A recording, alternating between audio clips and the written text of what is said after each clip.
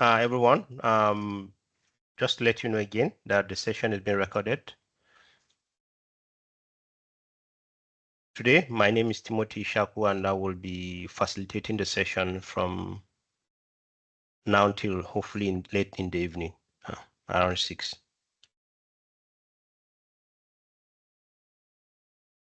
The module we will be covering today is research-informed practice. We will sort of be tilting towards the healthy aging part. I'm not, I guess it's such a big cohort. I'm expecting about 100 or so or less. So just to give a quick rundown of the themes, I'm not sure how much people are too familiar with it. So in the themes, there is a chat function, which probably most of us know. By all means, use the chat function if you have any question, if you don't want to disrupt, because sometimes when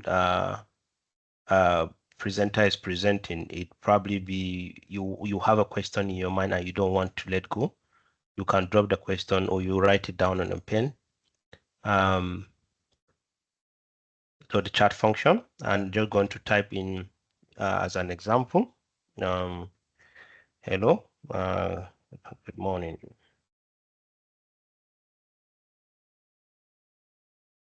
And if you want to make contribution as well, you can use the chat function as well to make all your contributions. Apart from the chat functions, it might be that your colleagues or during the conversation, there is something that really excites you and you want to express, you can do that. There is an icon. So on the top of the bar of the screen of your screen, there are different icons. One is if you want to clap, by all means, you are more than welcome to clap. The second bit, if you want to, there are different emojis basically to express yourself. Then the third one is the same bit, some function that maybe I will encourage you also to use, apart from the dropping a question in the chat box, which some of them I probably will miss. I will encourage you also to consider the raising your hand function. Okay, there is a raising your hand function that you can do. And at some point, we will be doing some possibly group activity. So if you put in a group activity, there is a breakout rooms that it will, and when you go into your breakout room, I will highly encourage you to on your mic to contribute to the conversation, and where possible also on your camera. I'm aware that sometimes using the video tool, it will have an effect on the bandwidth of your or the internet bandwidth, and it also will possibly add to the how much data you consume. So yes, that's fine if your internet bit is shaky, but I would say consider without on your camera during your group session, but during your group session, kindly unmute yourself and you can have a conversation with your colleagues. Because we are such a large cohort, you can unmute yourself only when you want to make contributions. I will kindly ask that we mute ourselves all through so that to minimize the echo and the volume.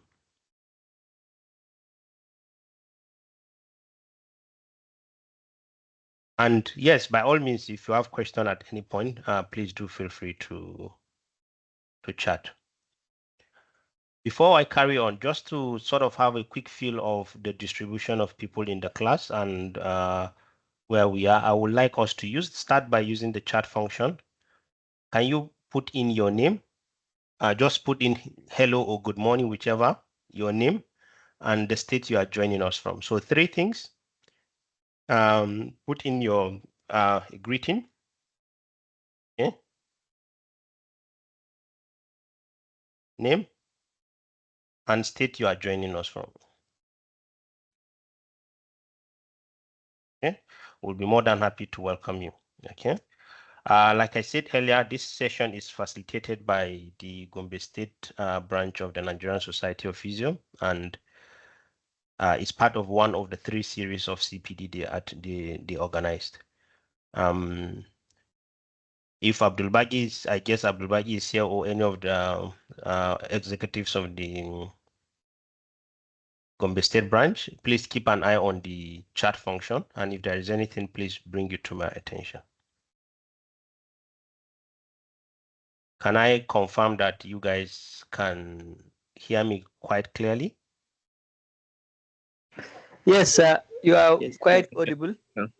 All right, brilliant. Thank you. Yes, sir. All right, thank you. We all know technology and internet, sometimes it can have its own mind. While we are thinking something differently, they will it will fail us. So if by all means, and I believe we are fully aware, if by all means you dropped out of the call to try to join, absolutely fine. And if there is any break in transmission, we will keep in contact and we'll communicate to you on how best to proceed. I hope we have a very nice session. Amongst all the places you can be, you choose to be with me this Friday morning. So thank you. What we will be doing today is the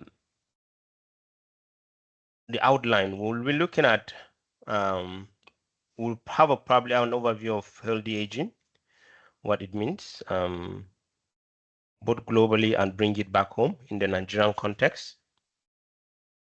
We'll look at frails and frailty to increase our awareness.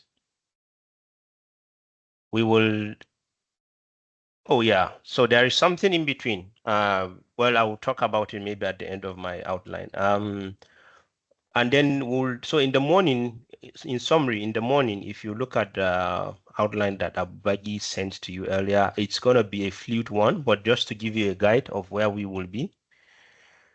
But the whole idea is in the morning, we will have an introductory concept of healthy aging, specifically focusing on falls and frailty. And in the afternoon, we will look at research for clinical impact, where we introduced hopefully simplified the research framework, or the research that we'll be looking at, research in broad terms, but we'll try to be as specific as possible because we can't finish everything. So research in specific terms. And then there will be sort of activity for you guys to do. And then we'll look at what's the next step for you. So if you stayed in the session and hope you can stay awake, let's see who is staying awake. Drink coffee, do exercise, do whatever you need to stay awake for almost 6 or 9 hours. At some point, there will be an activity for you guys. I will put in a challenge, I will say. There will be a challenge for every participant here. If you are able to, whoever, because probably more than one person will be able to meet up with the challenge. If whoever is the first person to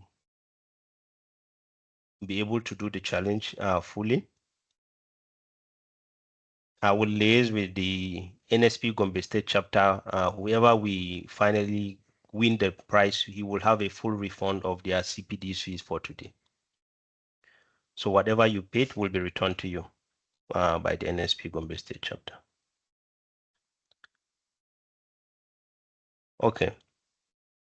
So I'm not sure how much you're familiar. So there is what we call a Mentimeter. Mentimeter is an interactive platform that allows us to sort of engage. So I put in this first question. When you hear healthy aging, what is the first word that comes to your mind? So all you need to do is, if you, I appreciate some of you may be using your phones, so it might not be possible. If you are using your phones, you can, okay, some people are putting in the chat box, that's fine. So you can put it in the chat box, or you can scan the QR code if you are using a different device, or you can join the Mentimeter. So all you need to do is to go to Google and type Mentimeter, menti.com, and then you use the code showing on your screen, and then you will see the question about when you hear healthy aging, what does it really mean?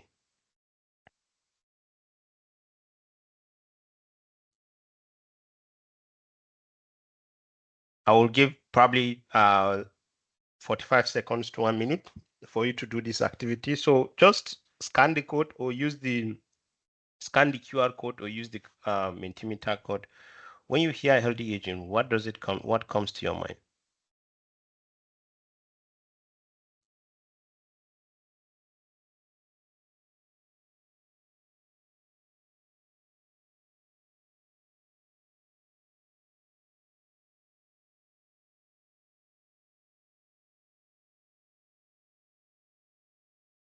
Okay. Yeah, I think people find it convenient to use the chat function, which is absolutely fine. Thank you. I can see a good distribution.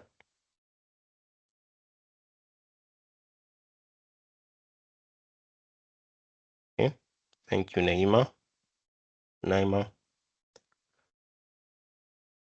Thank you, Abdullah Hamid.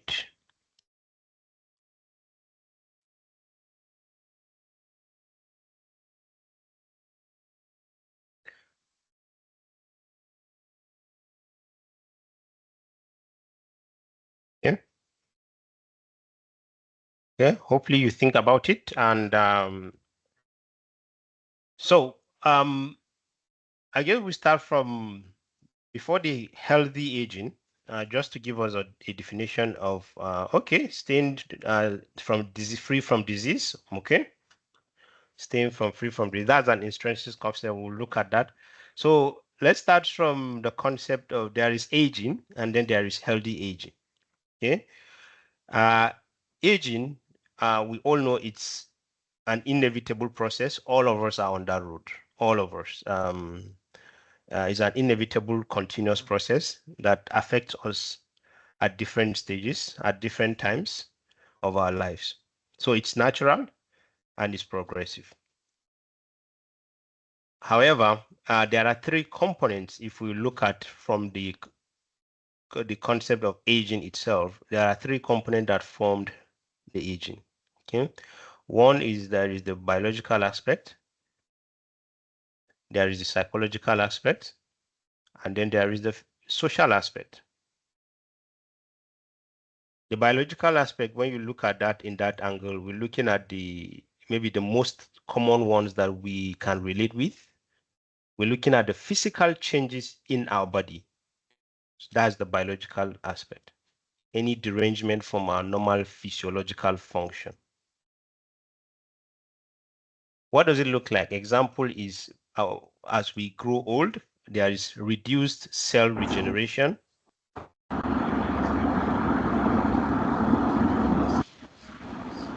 Okay.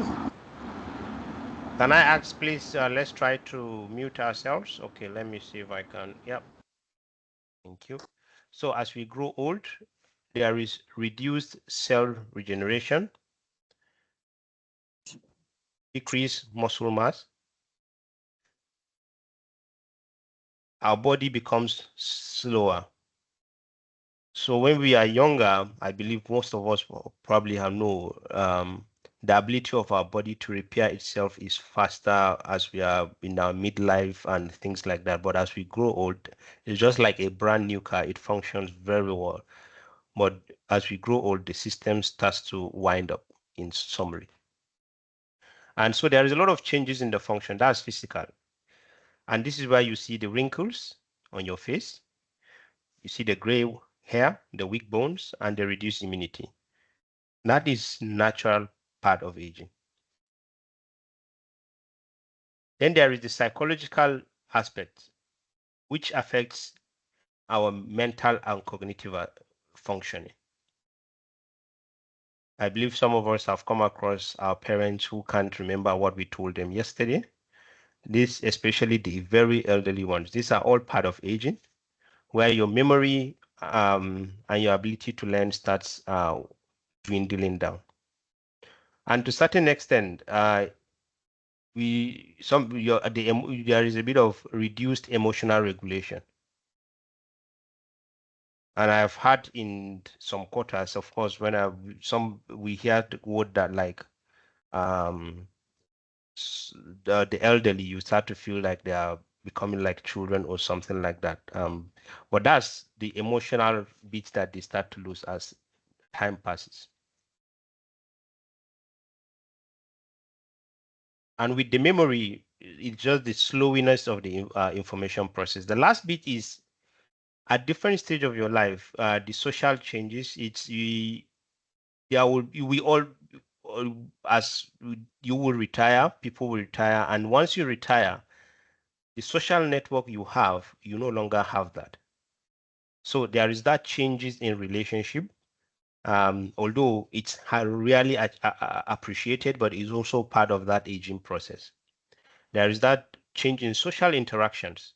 The places you go, you probably won't be able to go. Your roles, your relationships, all changes.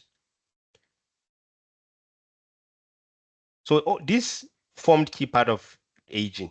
Okay. However, apart from aging, we have what we call healthy aging. Okay. So for healthy aging, it's about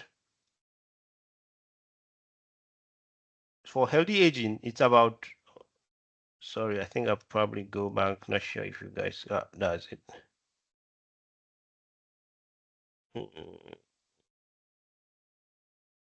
Sorry guys, I think my slide just I keep on so we're gonna come back soon.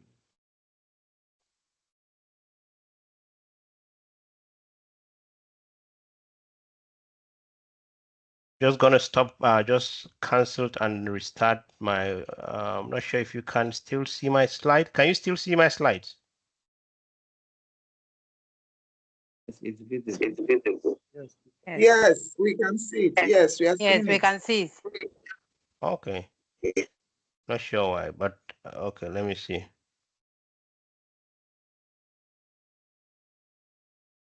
Okay, yeah. Oh, don't start from the beginning. Okay, start from the beginning. Yeah, so all right. So I think where we are.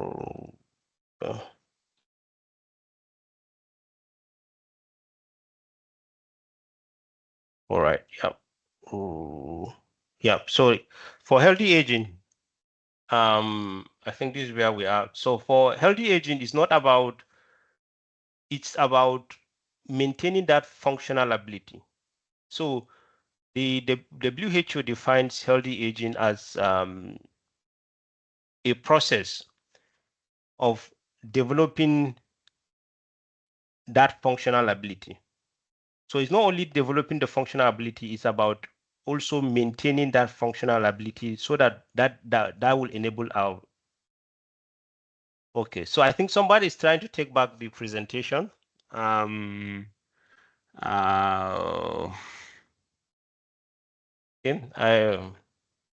okay. Synchronize to live view. Excuse sir. Yeah. I think you should take control of the slide because you leave it just like that. Anybody can control the slide. That's why. Yeah. There is one place you should take control of the slide so that you can only move it to the next or previous slide. Thank you. Okay. Can you let me see. These settings take control of the slide. Sorry, guy. I think somebody is trying to participation.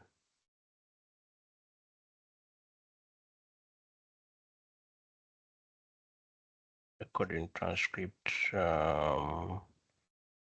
I think probably we'll have to dig through it. I would keep on doing. Hopefully we don't have the techie in the rooms that try to take away my slides. Anyway, So let's see where we are going to start or take control. Yeah, that's it. I've seen it. Thank you. Good. Brilliant. Thank you. Whoever makes that contribution. So, so the healthy aging, who the WHO talks about the healthy aging is about the process of developing that functional ability and maintaining it. Okay, so two things: taking the function of functional ability and maintaining it. That's healthy aging. That functional ability, it's influenced by two factors. Is the combination of our intrinsic capacity. And when we are talking about intrinsic capacity, we are talking about around our physical functioning that we talked about earlier that affects normal healthy aging, physical and mental or biological functioning. And then the environment, we are talking about things that will influence that physical functioning, things that influence that physical function. It is a dynamic process and it adapts, it changes. Healthy aging is a dynamic process, it changes over time. But earlier on, I think, is it Abdul Mahid, if I remember, or somebody, when I asked about healthy aging, what comes to mind? Somebody talked about maybe staying free from disease or so. But I guess healthy aging, by definition, is not necessarily about staying free from disease in its sense. It's about your ability to continue to carry on your normal functioning irrespective of your situation. I think we have a somebody should mute their mic. Yeah, mute all. Yeah. Okay. So it's not only about staying free from disease. It's about us functioning as much as we can. So let's take, for example, if we have an adult who exercises regularly and eats well, that person can maintain a good intrinsic capacity. So what we talked about, good intrinsic capacity, your muscle strength, good intrinsic capacity, you're able to do your day-to-day activity, your balance, compared to, so somebody who eats well, maintain exercise regularly, and can have a good intrinsic capacity. So the physiological or physical functioning that we all know about will be very sound compared to somebody who is sedentary. Okay. So that's one part on the intrinsic capacity. However, an older adult with reduced mobility, so the person may have comorbidities, may have other health conditions, his intrinsic capacity might be compromised, can still live independently if their home has some modification. So thinking about the environment. So it's not only about free from disease or injury, but think about the environment. Even if you have other comorbidities, which I think in reality, rarely can we see in our society now. Of course, we pray and God that should continue to heal or make us great and things like that. But we know most of our elderly ones have other comorbidities around them. So even with the comorbidities, how we modify their environment makes a difference on how we can define the concept of healthy aging or how an individual can be able to live sort of healthy. So in summary, and thanks for the contribution earlier, healthy aging, it's not only about free from disease, it's our ability or the ability of an elderly person or to be able to maintain their functional ability to practically enjoy their life and well-being, okay? To do the things they can do with or without modification. And why it matters? Well, starting looking at it globally, where I am now, I'm in the UK, I believe it's a massive, big problem. In fact, there is a massive investment in not only elderly care, but falls prevention. And the reason is because maybe we will see the West, they have a growing a health aging problem, a lot of the elderly populations, and the impact it has on the particularly the healthcare system is massive. So, for example,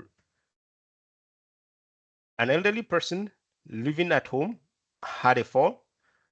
That particular person here in this country, the health system is being paid for by the government, everything will be picked up, go to the hospital, stay in the hospital, may or may not have surgery. Falls is one of the main causes of hip replacement or hip surgery here.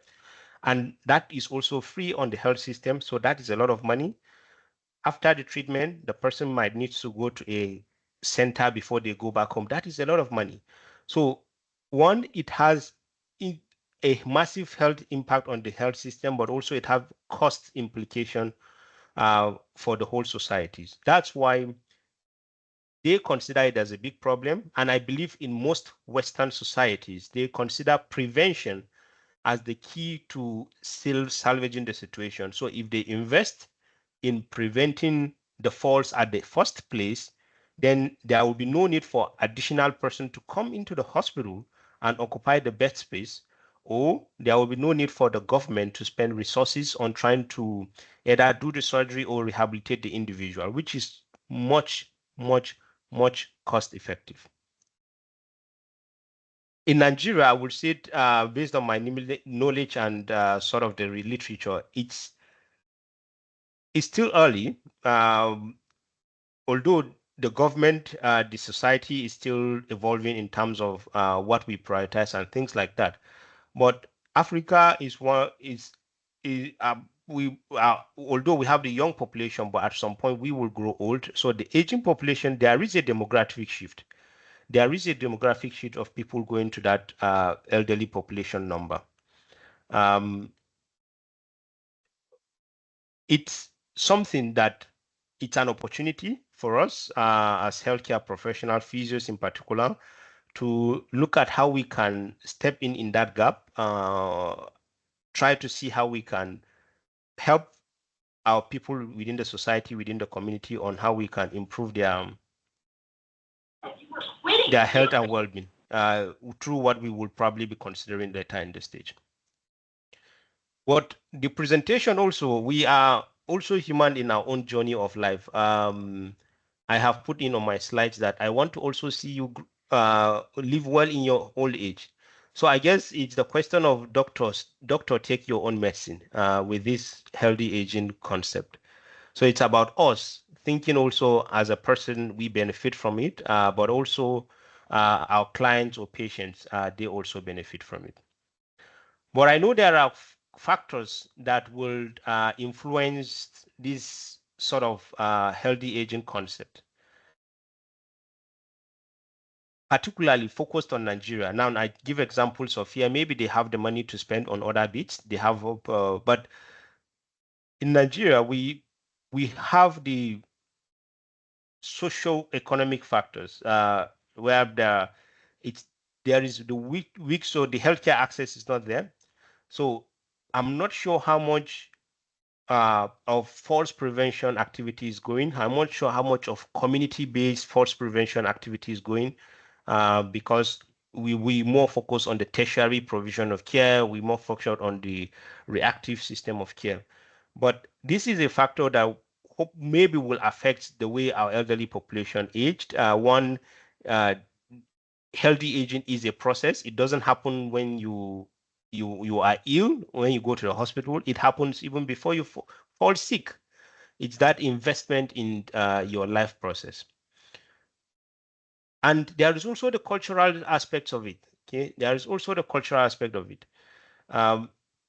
Here although it's not cut across the whole system, but sometimes we feel like the elderly people, there are different things. There are traditional beliefs where we feel the elderly people, there is that spiritual myth around the elderly people, and we sort of despise them, and we're not interested in investing in their health, basically. But also that's on that one aspect. On the other aspects is when we grow old, we feel like, oh, I have worked really hard.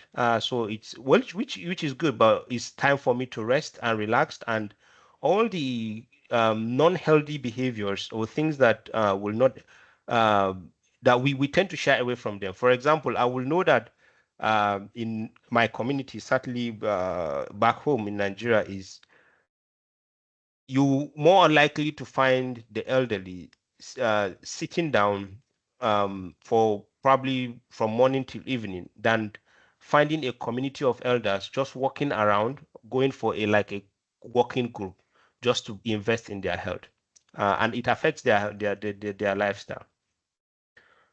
So there is that economic aspect, there is that cultural aspect, which we have to take into account in terms of that. So but healthy aging, it's a lifelong process. While we are talking about elderly population, but healthy aging is a lifelong process. It's not just about older adulthood. It's a decisions we make right from our childhood, I would say. Okay. Everything we do now, we're doing now, is an investment for the future. Actually, they said that Friday that will be good. It's from the Wednesday that you will see it. So we don't have to wait till our grandparents start to complain that they are falling or they have a fracture or things like that. We can invest in their physical health. We can invest in their cognitive functioning. We can invest in other bits. And in and we think about how they will retire gracefully.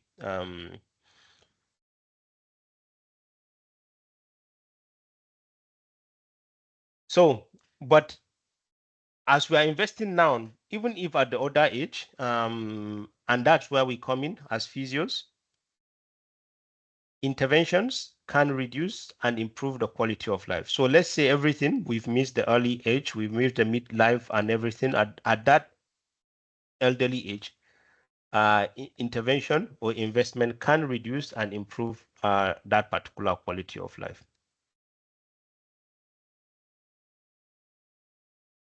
Just a quick summary of in terms of what's our role in the healthy aging. I'm not going into the detail, but just to highlight what's our role in the healthy aging. One of the main things that we can easily do without raising a finger, he says, is promoting physical activity. One of the things we can easily do without raising a finger is promoting physical activity. Here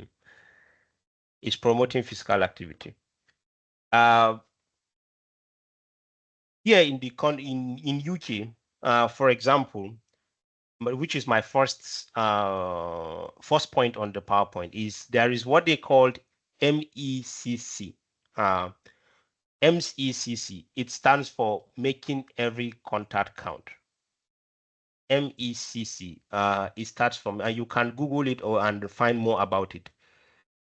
This is an investment that the country as a whole invests in promoting physical activity. So when we are talking about a national policy of intervening in people's lives, so we're talking about public health policy.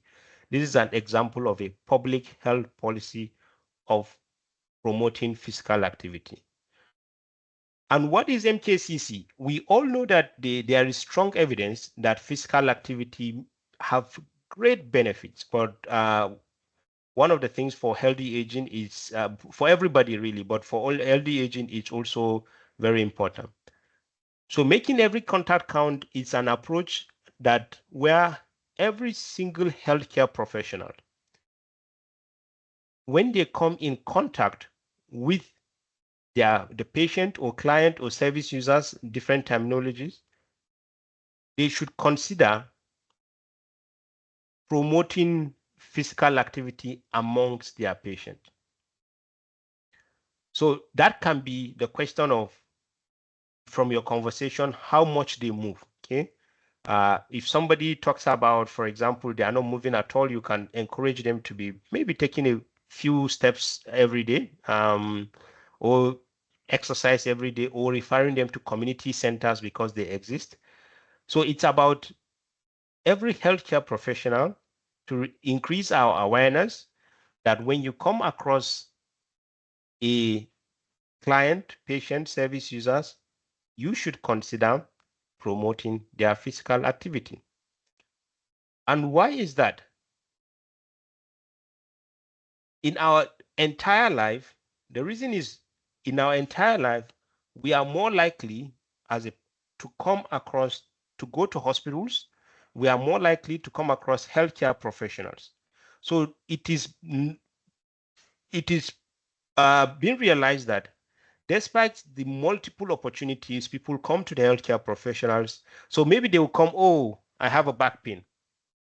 And all you need to do, sometimes all we think about is relieving the pain, or I guess my practice in Nigeria is about maybe putting the IRR and doing the massage or applying the cream, and then off the person goes. And we don't think about any other thing else. But it's actually an opportunity to add an intervention that will, like that, just by encouraging them to be physically active in a safe way. So that's the whole approach of making every contact count. And we all know that regular physical activity is the most effective behavioral strategy for promoting healthy aging. You can carry it out. From all my presentation earlier till now, I guess one of the things that I will highlight is healthy aging. I would say it is a process, and that process, it's the most important thing is behavior. Okay? Is the habit you will develop, or we will develop in terms of, or encourage our patients to develop, to invest in their life forever. It's not a pill that you will take and then it's gone. No, it's an investment and it carries on forever. And physical activity, it's one of those things that it will not sort of be a burden. It's just a prompt. There are different ways to promote it. And maybe just to ask, just to ask, and please, by all means, you can mute yourself or you can share it on the chat box. Can somebody remind us of what is the WHO, World Health Organization, physical activity and sedentary behavior recommendation? Anybody? You can unmute yourself or you can put it in the chat box. Anybody can remind us? What is the WHO, World Global, not necessarily, the global recommendation for physical activity and sedentary behavior? We are the health, because I guess there is high expectation from us. If we are promoting it, we should know what we are promoting.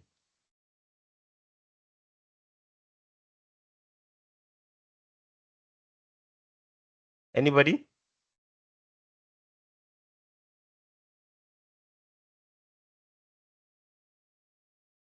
Anybody wants to remind us? What is the World Health Organization physical activity and sedentary behavior recommendation? You can unmute your mic to share your, or you can put it in the chat box.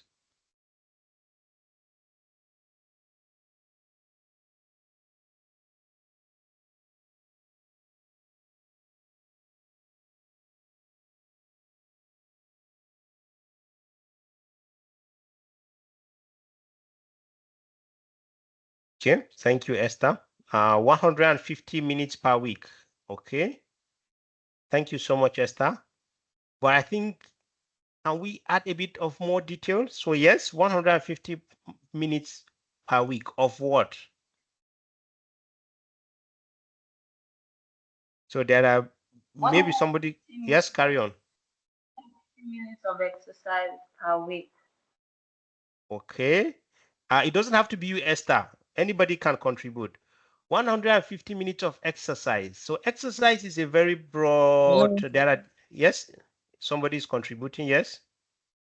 Okay, I think it should be 150 minutes of moderate exercises in a week. Okay. Thank you, eBay. 150. So eBay has taken it a bit further, which is true. 150 minutes of moderate exercises per week, but still, it's a bit broad. Can somebody add a bit more detail to it? So moderate exercise, yes, of what? So there are different, when you are exercising, Of aerobic. yes, who is, yes, Yes, thank you, Ahmed. Thank you, whoever contributed. So 150 minutes of aerobic exercises, okay, per week. So aerobic means there is you are exercising your cardiovascular function, basically. So you're looking at the intensity of it. So that is one part, okay? But let's talk about that one part.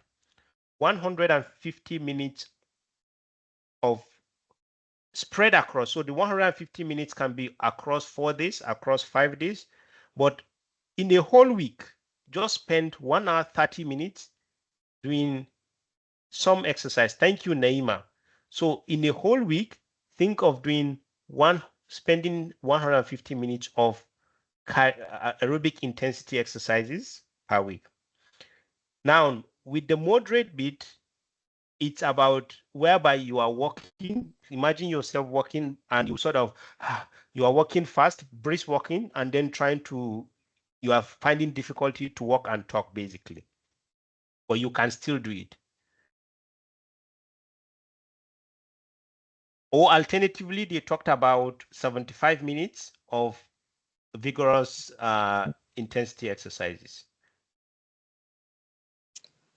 The sedentary part of that is we limit the amount of the time we spend in sitting.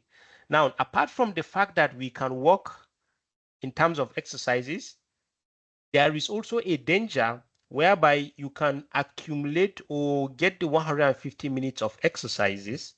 However, you will sit down for 6 hours at a go, or you sit down for a long period of time.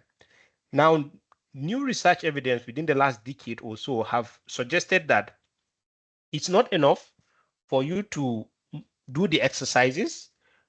You are also at risk of all the things that if you sit down for a long period of time, basically. So that's being sedentary. So being sedentary means sitting down for long. So you need to be breaking or limit the amount of time you sit for a long period of time. But in addition to the aerobic intensity exercises, there are also other advice in terms of trying to work on our balance, flexibility in a week. And I will encourage you, that's not the focus of today's session. As healthcare professionals, I will encourage you, the activities I will ask us to do, if I have my way, I will put it as one of the, what do you call it, post activity before you get your certificate. But anyway, that's just by the way.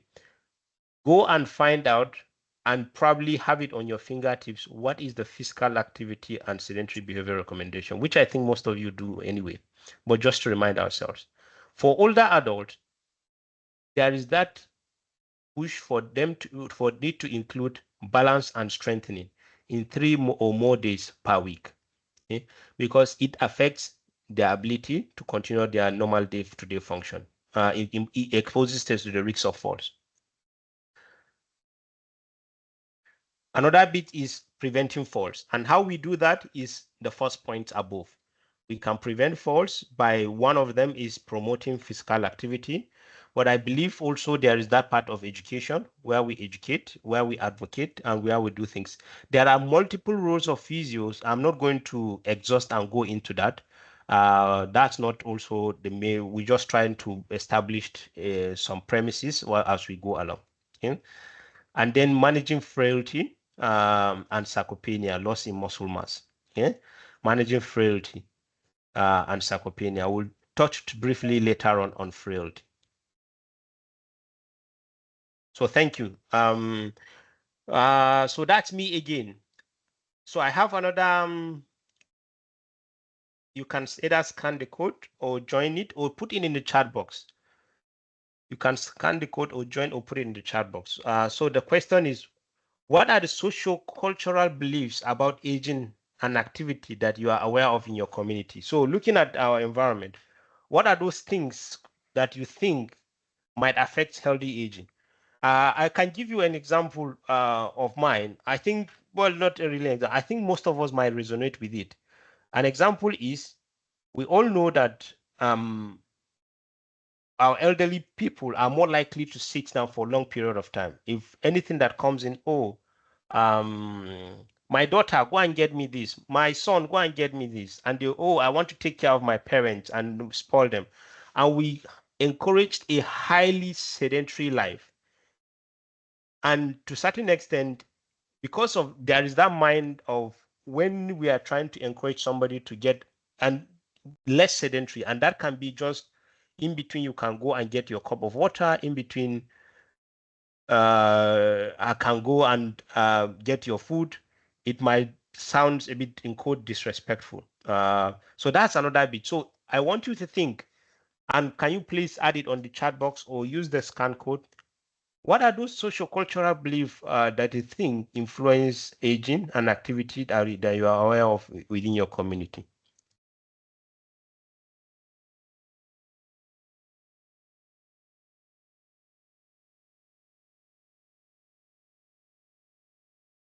Okay, sorry, my mic was muted. So I hope I'm not muted for long. So what I'm saying is that, can you put it in the chat box or scan the code? What are those social cultural beliefs that you think that influence aging? The example I gave is, I said, in which you guys will resonate with in our society. I am fully aware that sometimes there is that concept, oh, my daughter, go and get me this. Oh, my son, go and get me this. And the person that is sending us or to do these things is seated for 2, 3, 4 hours, not knowing that sitting down for a long period of time increases, takes away that benefits of them to break their physical activity. And if they have to use the opportunity to stand up and go to the kitchen and get the water or things like that, it will have make a difference in their life. So sometimes it's not only about running to go and do the exercise, it's just the belief that we have to respect elders, allow them to rest. Thank you so much. I think whilst I'm talking, there is excellent ideas presented in the chat box. And if you've not seen it, I think you should go and have a look at the chat box. So, so let's have a quick look at what is written in the chat box. So Chibuze mentioned about poor diet, okay, excessive carbohydrate, okay, yes, influence aging, yes. Everybody, Chibuze, you can't take away from that. Everybody loves their swallow. You cannot take away that taste of it anyway. Yes, but that's true. Chibuze. Level of education, Zainab, yes. Level of education, yes. And it's sad because with the level of education, it's at that stage whereby we struggle, our health system, we struggle with our own physical health. We don't know that there are lifestyle changes that we can make that can make a difference. Okay. Oh yes, absolutely, Mohammed. Yunusa believes that elders need to rest at the end of their life. I think this is one of the main things. They'll say, oh, we've worked really hard. Oh yes. But funny enough, some of those activity, physical activity, it makes you refreshing. It makes you come alive. It improves your mental function. So thank you for the contribution. Keep them coming. And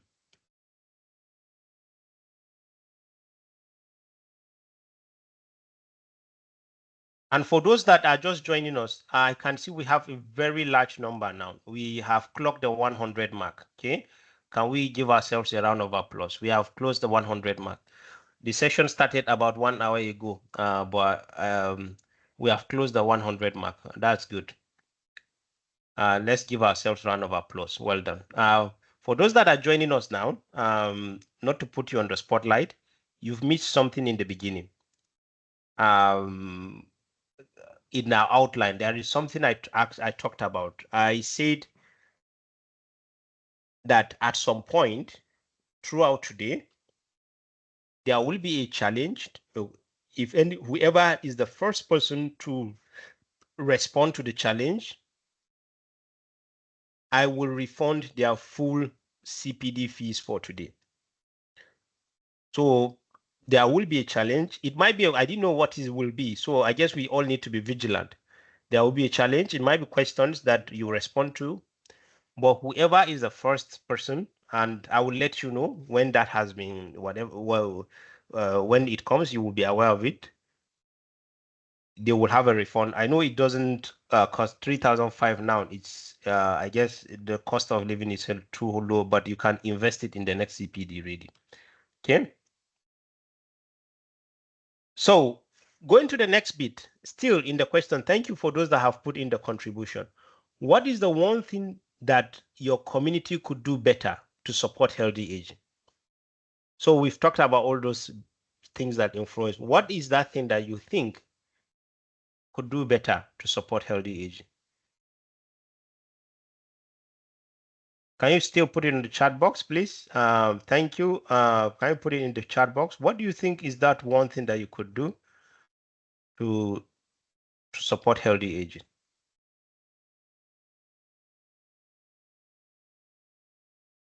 Use the chat box, please, and add your contribution.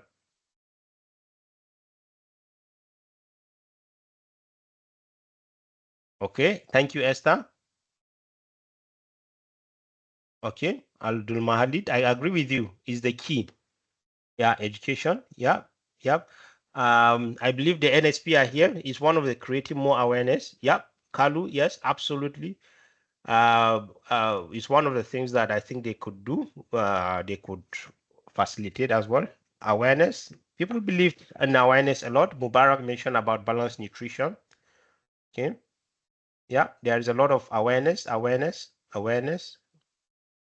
Morning and evening, 30 minutes per session. If you want, okay. I like that contribution from yours. Morning and evening, 30 minutes. No stress, just 30 minutes gisting with your friends. So instead of having a conversation in sitting down, you can decide to do all the gossips in the evening by walking around your streets. Okay. But then the question of whether it's a safe neighborhood to do that. Yes, Semudara. So senior clubs. Yes, Semudara. I agree with what you said. I think let me go back to what Semudara mentioned. She talked, or he mentioned. Semudara mentioned about having elder cycles. I think that's an excellent idea, or clubs where they can come together for recreational activities or game. So here in the UK, there are a lot of charities and government-funded establishments where there are community centers.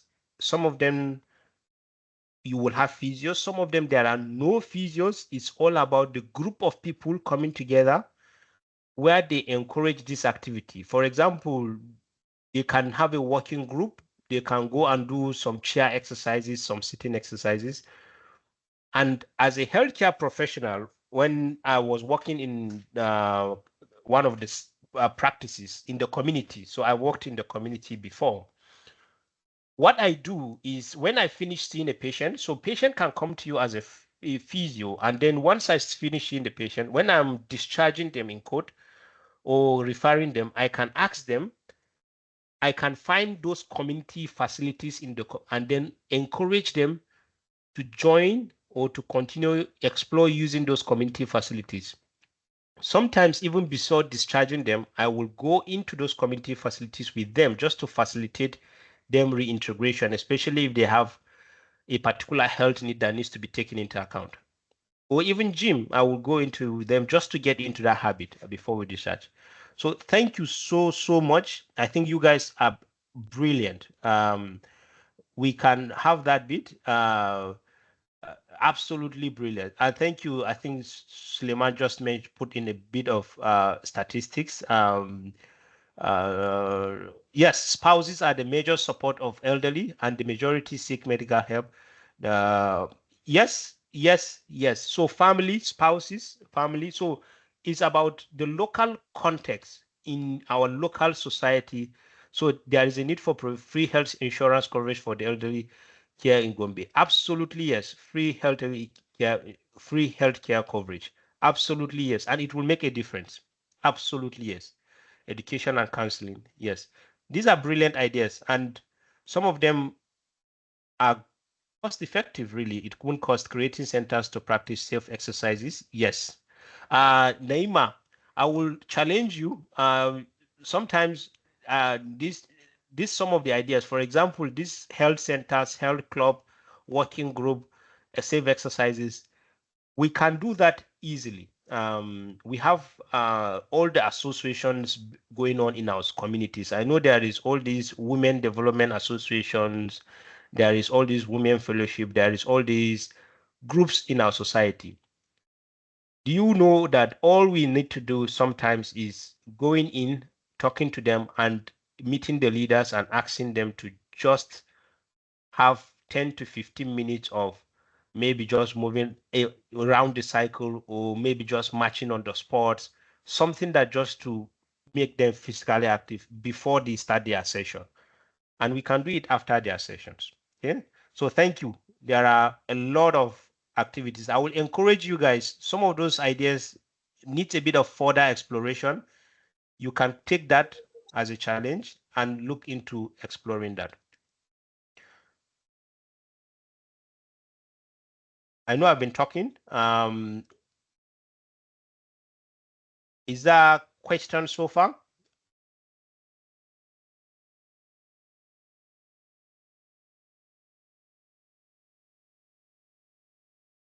Is there a question so far? Or anybody wants to? I think you guys have been adding a very brilliant contribution in the chat box. Okay. So healthy aging is a lifelong process and not something that we only start in the elderly. And that is why I talked about us also benefiting from it. Okay. It's a lifelong process and not only starting from the elderly. However, whatever stage we find ourselves, there is still that opportunity of shaping it. That it is affected by the choices we make, the environments, and the interventions that is being delivered.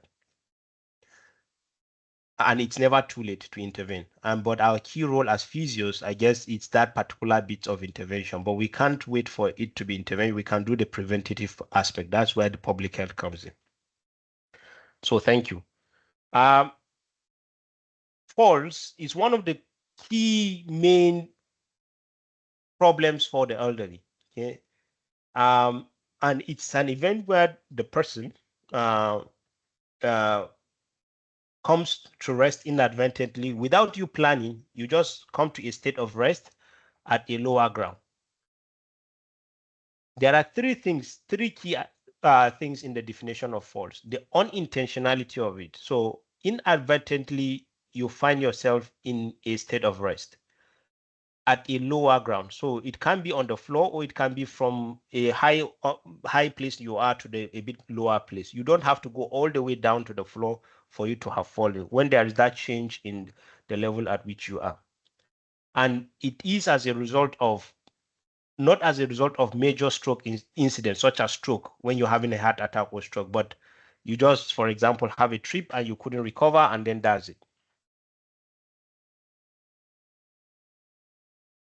Now, we as individuals, this falls or activity, it happens, we as individuals in our day-to-day life, we interact with our environment when doing our day-to-day activities. And we talked about healthy aging earlier on. We talked about healthy aging is the ability of the person to develop and maintain their functional ability to enable them to enjoy their well-being, basically.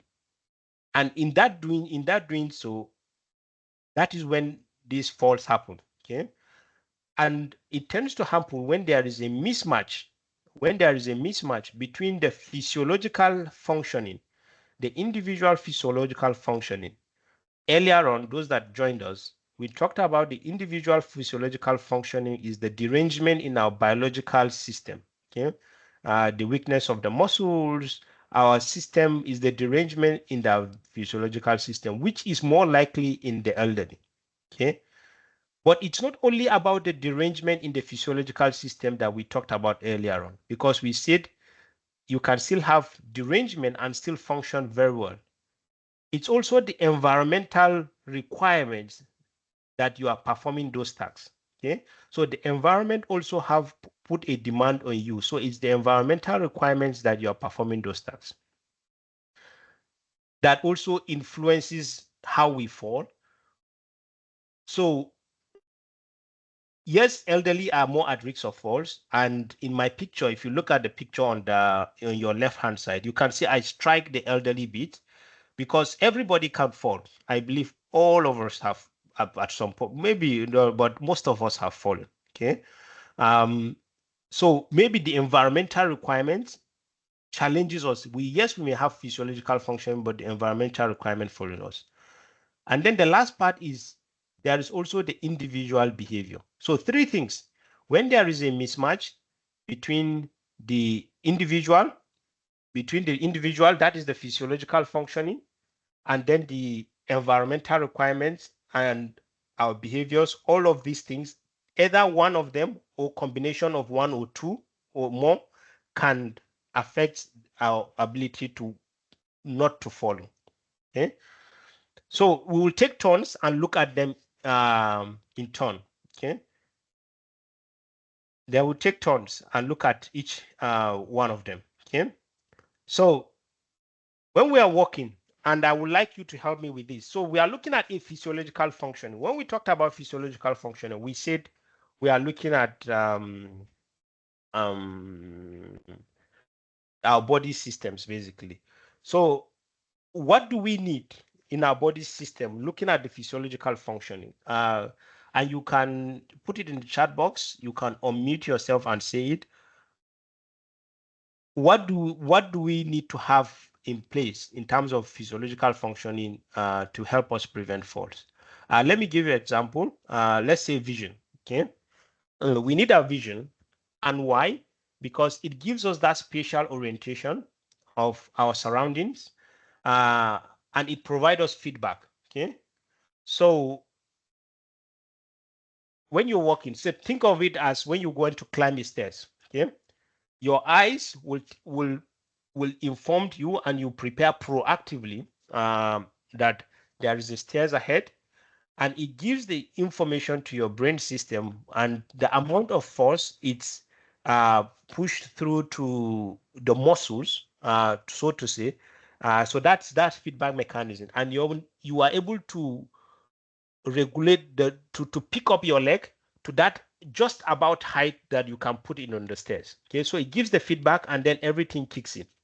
So we need our vision for the environment. It helps to detect hazards and uneven places. We need that. However, in the elderly, that can be compromised. Okay, but again, we'll talk about that in terms of our assessment later on. Okay.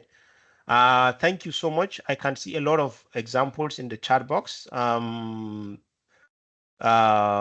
Muscles integrity, yes. Muscle strength, yes. Efficient vestibular system, yes. Good economics in workplace, at home. Okay, yep. Okay, thank you. Yes. So one is vision. We need our what we call proprioception. So within our joint, in our muscles, so these are sensory receptors. So proprioception or proprioceptors are the sensory receptors in our muscles, muscle spindles, and joints. So for example, Golgi tendons, yes. Orientation in time, place, and person, absolutely, yes. Somebody have put there. So they allowed us to sense the environment and to adjust appropriately. And sometimes even without us seeing or without our visual input, the proprioceptive input help us to regulate our environment and help us to prevent falls. But sometimes, of course, if there are decline in age or neuropathy, sometimes the sensory aspect is compromised. Then there is that reaction time. So sometimes you can trips, but your ability to recover as quickly as possible, that is the reaction time. So is your neuromuscular speeds and the central system processing. And in the elderly population, the reason why they can't recover, one of the reasons rather, one they can't recover is their inability to react quickly. Okay? because they have that slow reaction time. The system is winding down, so that corrective actions is not there for them. We have the muscle strength, which I think you guys have talked about, and I think you guys are expert on it. I'm not going to talk much about it as well. We have the cardiovascular and respiratory capacity. The cardiovascular is about the endurance. It prevents fatigue during movement. Our patients tend to, once you reach towards the end, when somebody is exhausted, the high likelihood of, based on my experience as well as the research, for them to fall is greater. Okay? Is greater. And then those poor capacity can cause a bit of dizziness. And somebody to make sure about balance and coordination. So it's that integration of those systems, because balance is a multi-system activity. So bringing all those multi-system activity to integrate them and to maintain our upright and stability. So yes, when we walk, when we are talking about, we need that to prevent falls. And then we talked about pathology. Pathologically, this can be affected, or physiologically due to natural process of aging, this can be affected, okay? Which we talked about earlier on when we start the conversation today. However, the good news is many of these functions that we highlighted can be improved, and that is where our role comes in as physios. We can identify whatever is defective based on the evidence, and we can help remedy the situation. But sometimes it's not possible to rehabilitate or remedy the situation. It might be the question of compensatory approach. Somebody with a poor balance, there is no, sometimes as the natural, it's not possible to get the balance all back to where they were before. Is the question of giving them a walking stick. So that's an example. So it's the question of compensatory approach. Or somebody with poor vision is the question of finding glasses for them. Depth perception is the question of finding glasses for them. The next bit is the environmental context. Okay. The next bit is the environmental context. Now, there are two scenarios that I have on the board. And I want you to tell me what's the difference.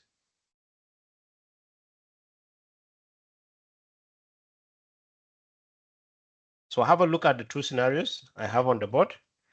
Can you help me and let me know what's the difference?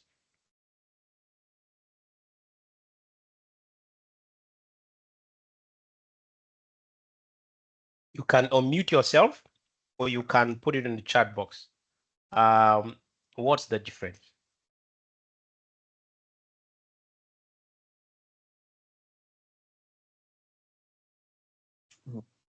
Hello. Yes. Hi. Yeah, carry on. Isa, yes. Yes. In regard to this, I can say for the young adult or athlete, so despite having the strong muscle physiologically fit, but due to some obstacles, so might alter, maybe might challenge his step. But for the elderly one, so when there's an impaired for physiological function, as what we have suggested in the chat box, like muscle imbalance, maybe loss of proprioception. So even if, so in that aspect, even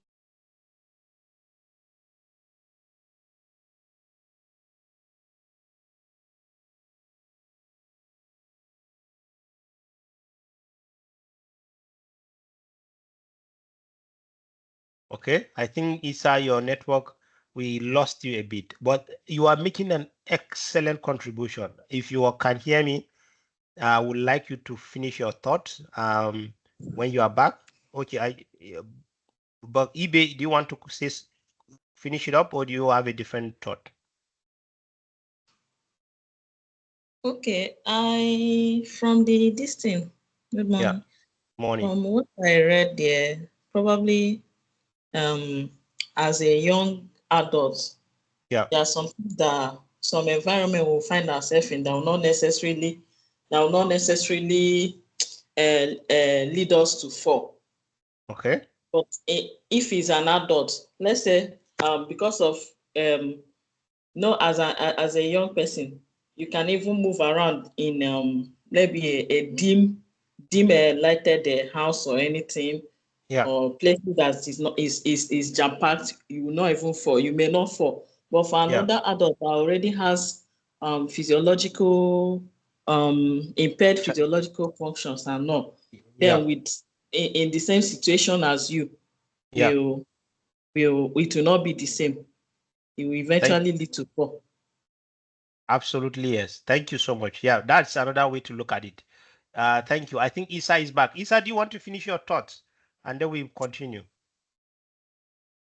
Okay, Abdul Mami has hands up, but I want to hear you finish your line of thought, Isa, if you don't mind, if you still, because I think you're right on track.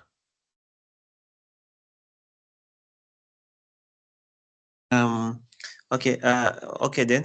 In regard to that, Yeah.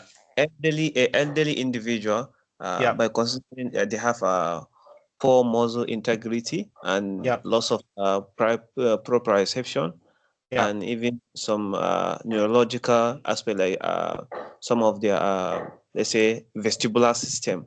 Yeah. So having all this kind of physiological impaired physiological function might predispose them to Yeah. fall, even with a little support like a cane.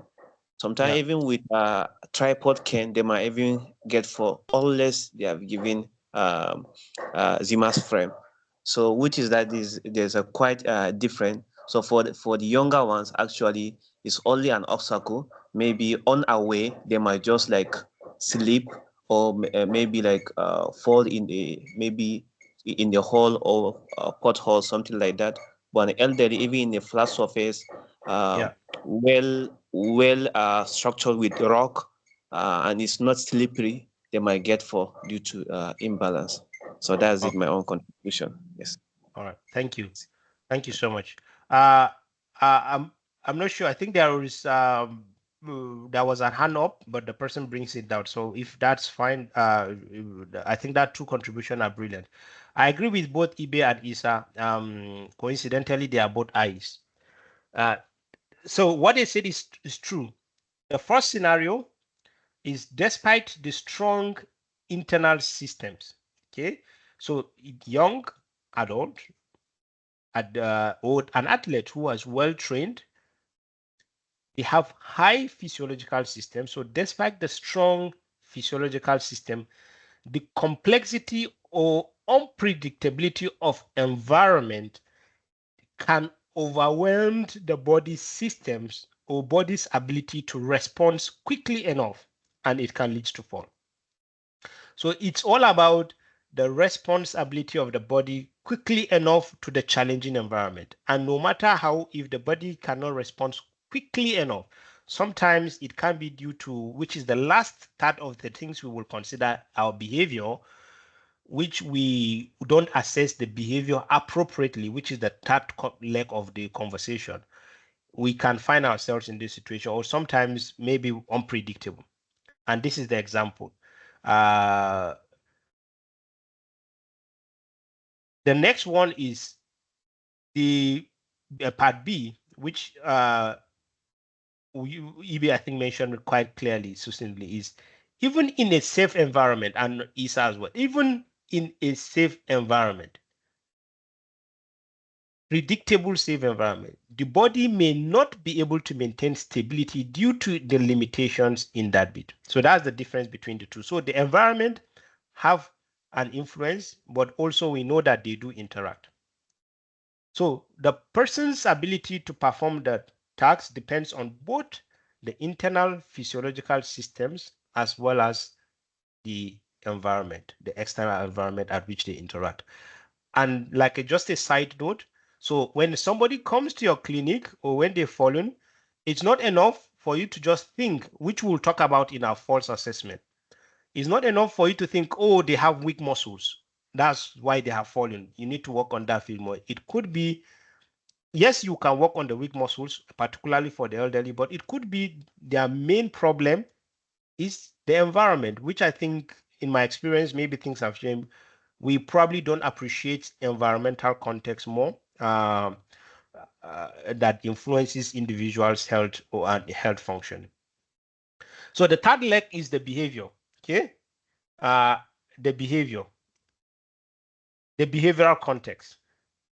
So we have two people. Okay, both of them person B.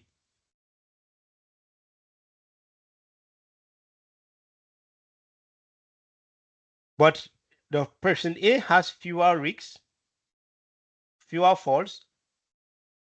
Yes, Suleiman. So we have two people. They have high physiological risks. So they have compromised physiological function. So all of them are on the same level. They have compromised physiological function. But the first person, which is A, has fewer falls. The second person, which is B, has more falls. Why is that in terms of the context of the behavior? Anybody wants to explain the two differences for us? Yes, Isa. Hello. In terms of this, I can say since they all have same status, but just in regard to activities that they expose themselves that lead to fall. So the first person, the person A, he walks on a flat surface and with a how will I put it, with a stick. Why the person B walk in a challenging area, actually climbing stairs, with as well as without any supportive device like cane. So considering they all have same status, physiological status, then let me put in this aspect, but the person B is not exposing himself into a challenging area and also taking some precautionary measures like using supportive device, while the other person just exposing himself to a challenging environment, likewise is not taking a precautionary measure of using assistive device. So this is it. I think the key word here is predisposed himself, precautionary measures, predispose himself. And by repeating those two things, you are talking about behavior. So it's about the behavior of an individual.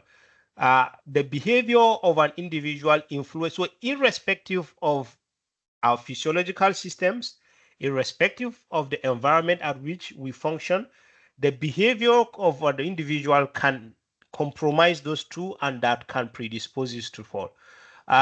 Before I continue, I think Esther, your hand is up, or is it just a legacy hand? Behavior. Thank you, Lily. Yeah, it's about, yes, Esther.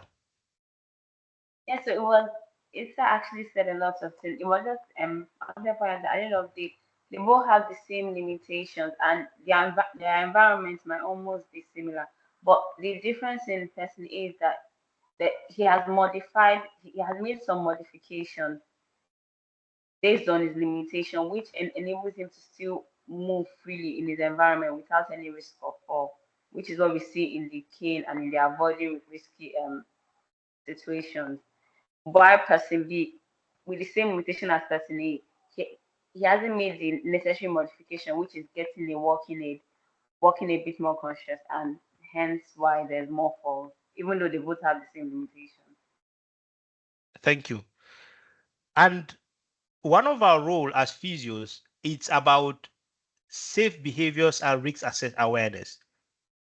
Our role is not only to treat the patient, it's about to educate the patient and increases their awareness to fall. You can take it because there is this thing called common sense, but actually, as professionals, I don't think we always have to take that approach that everything is common sense.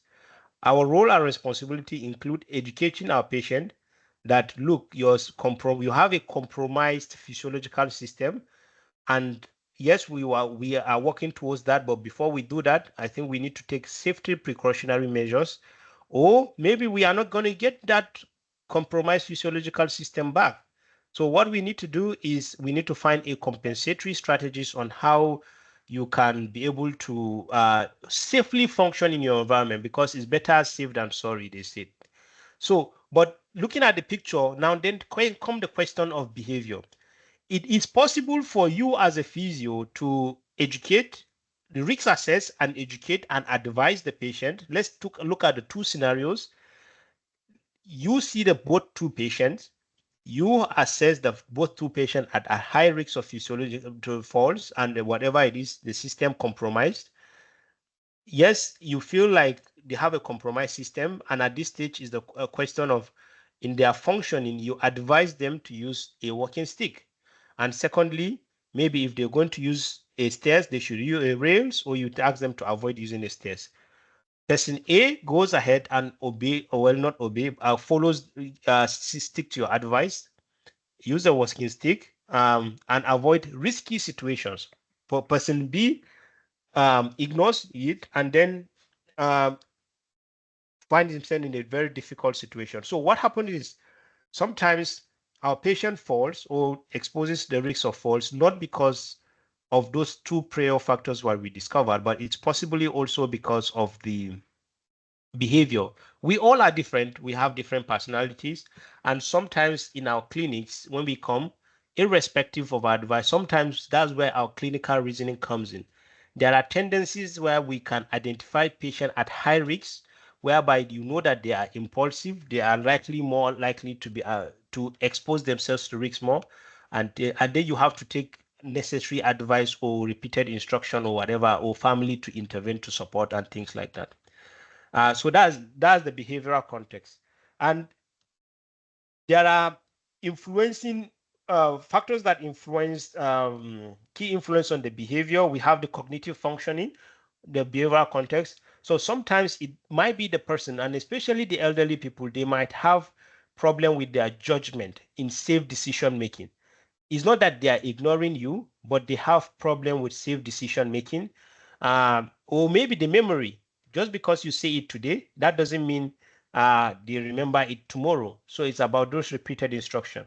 They might have lack of awareness and knowing when to ask for help, or availability of support or system around. And we talked about the implication for practice as physios. These are the things that we need to consider in our practice. Thank you so much. And the next bit is thank you so much for all the people contributing and everyone really listening and joining. But the next bit is, what do your patient tell you are the response that causes their fault, the reasons that causes their fault? I know we are practicing in different areas, which is fine. We are still on the pathway to talk about a bit more about research at some point, just laying the foundation. But as a physio, I believe at some point you might have come across patient falls or fallen. What is it that the reasons that cause their faults? If you asked, actually, what is it the reason that they say? You can put it in the chat box. Or Francisca, yes, you want to say? Yeah, Francisca, you can unmute. Yeah, my patient told me that NEPA just took light. Oh, and wow. that she feels she's used to the environment, so she continued moving. That's how she felt. Okay. And just asking Francisca, what do you think, based on what we discussed? What do you think contributed to our fall? The place was not well lighted. She was not seeing well. Vision. Okay. Vision. Yeah. Okay. Thank you. Thank you, Francisca. Yeah, it is possible the patient has compromised physiological system, like you mentioned, vision, and it is possible now, not possible. We know the fact when you talked about the NEPA took light, which is common, then obviously the environment is influenced. But also another bit is maybe this is just one option, one thing that happened, but it could be a behavior because the risk assessment, if NEPA took light, you might need to think whether you can be able to continue or not. Okay, so the behavior, or maybe because another patient might decide to not to continue working in this situation because it's highly risky for them to fall. But again, it's about a pattern. So the fact that it happened once, that doesn't mean they have a behavior of it also. Yeah. Thank you. Yeah, I can see a lot of contributions. Please keep them coming. Thank you on the chat box. So our conversation this morning is there are key three factors that influence false risks: the physiological system, the environment, and the behavior. It's important, and I think Francisca just gave us an excellent example, NEPA 2 light, which we can all resonate with. It is important we look at those things as a whole and how they influence our patient. Because it has a devastating consequences. Okay, it has. Oops, somebody said they can't see the slides anymore. Can you see the slides, please? Can you still see the slide? And you confirm? Yep, you can see the slide. No, I can't. No, Okay. I can't see the slide. Can other people see the slide, please? I can see it. Okay, you can see it. Okay. It might be some Me lagging. too. Okay, brilliant. Thank you. So if you can't see it, it might be some lagging in your internet. I just changed the slide. So I just changed it to another slide. So maybe that's why. So it's uploading. I just changed to the next slide. Okay. I think for globally, and especially in the developed countries and here in the UK, when I started, I talked about the investment they have on health system and things like that. They understand the impact of falls. It is devastating. It's life-changing. It changes your life trajectory completely. So it's not only the cost it will cost the government, but the individual, it can change the slide completely. And that is this quote here summarizes everything. It takes a child about 1 year or so to acquire independent movement, and 10 years to acquire independent mobility also. But an older person can lose everything in a day. That's devastating. So it has a big impact on our patient and client. And that's why I think it should be taken seriously. But also for ourselves as individuals, we are talking about education. We being the health professional, we can also take a leap from it as we go along our life trajectory to appreciate that falls can make a difference or a big impact in our lives. Falls and frailty, they are sort of intertwined. What do I mean by that? Frailty affects the individual's ability to respond to stressors. So think of the frail individuals. A frailty affects the individual ability to respond to stressors. So a small trip can result to falls. They are almost synonymous because one of the main consequences of frailty is falls. Looking at the picture here, so there are three scenarios. One is managing well. An individual that is not frail and is exposed to external stressor. And what I mean by that is it can be that you have an infection, or it can be you have a trip, just a small trip. Any minor injury or illness, the person can recover quickly and then bounce back, and then life continues. But an individual with mild frailty, exposed to external stressor, can recover, but sometimes it affects our ability to bounce back. But we can bounce back with support. You can have a temporary immobility. Physio can help you to get your independence back. Then the severe one is sometimes, really most of the times, when you are exposed to external stressors, the person become dependent, hospitalized, or go to care home, or probably they can't be able to bed bound, or they can't be able to get back on their feet. The more frail is, I get this, the key message is the more frail is, the less able they are able to recover from minor stressors. But I will refer us back to my one of the first slides we talked about earlier today. We talked about healthy aging.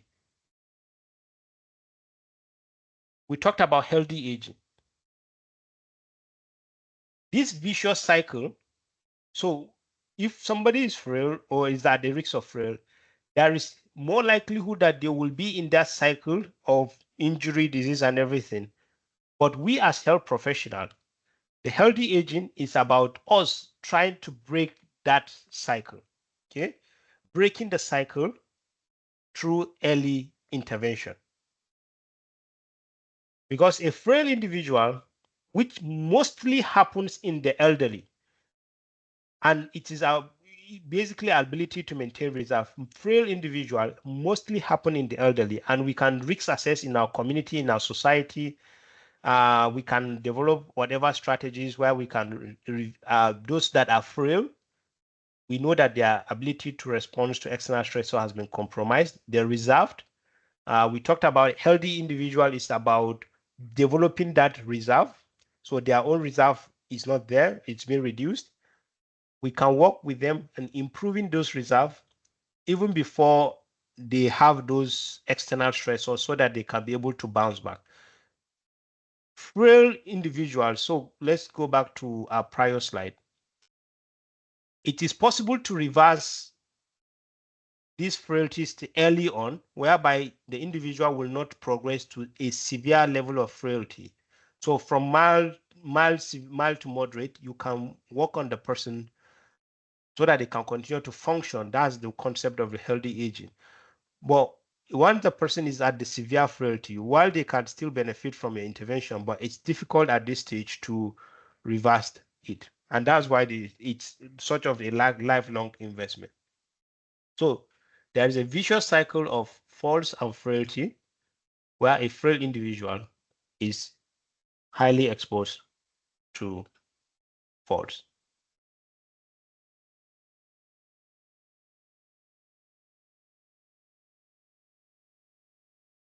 Now it's just on time. I think we are really on time.